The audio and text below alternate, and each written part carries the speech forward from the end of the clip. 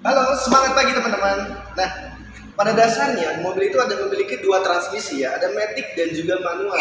Di masing-masing transmisi ini tentunya memiliki konsumsi bahan bakar yang berbeda.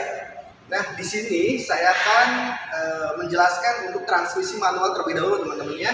Bagaimana cara penggunaan setiap transmisi manual ini, perpindahan giginya dan batas kecepatan dari penggunaan masing-masing atau setiap step-step dari giginya masing-masing.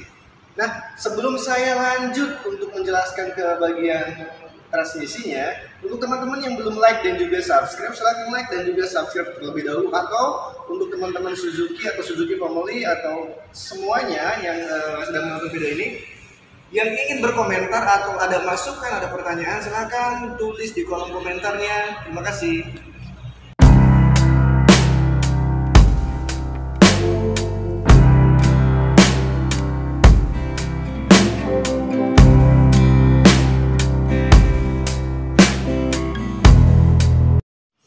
Oke teman-teman, sekarang saya sedang berada di transmisi manual ya. Tentunya saya akan menjelaskan setiap step gigi ini dan bisa menempuh arah dengan kecepatan berapa kilometer sih.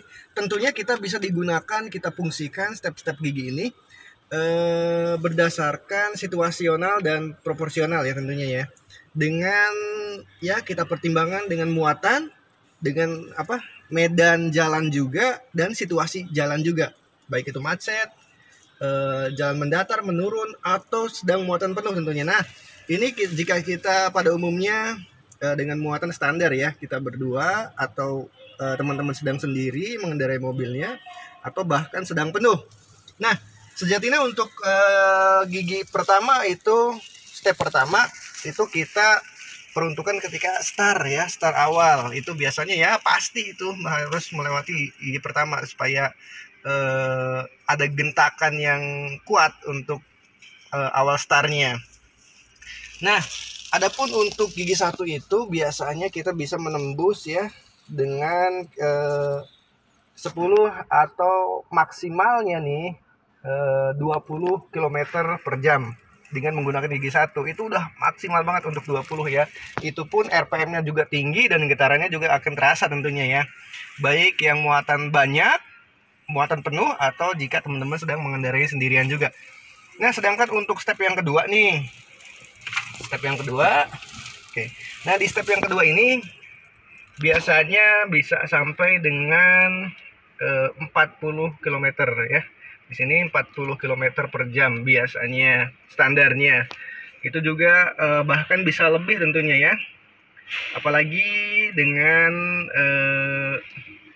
muatan yang berbeda tentunya.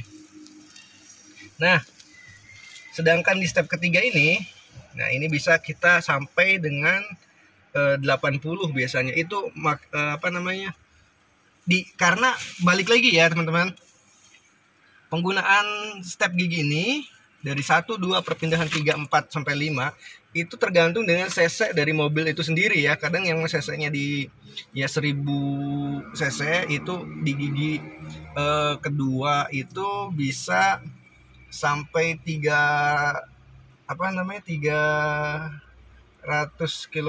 km per jam. Itu agak ngegeter ya biasanya ya kalau untuk di 1000 cc atau apa.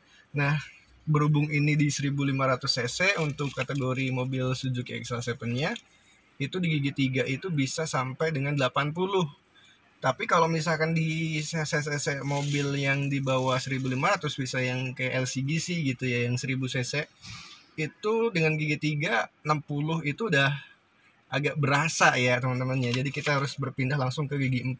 Nah, di gigi 4 itu bisa sampai dengan 100 sebenarnya, 100 km per jam, bahkan juga lebih karena tetap nyaman gitu.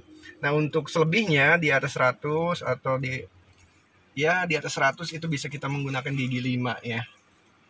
Nah, untuk cara penggunaannya juga kita harus bisa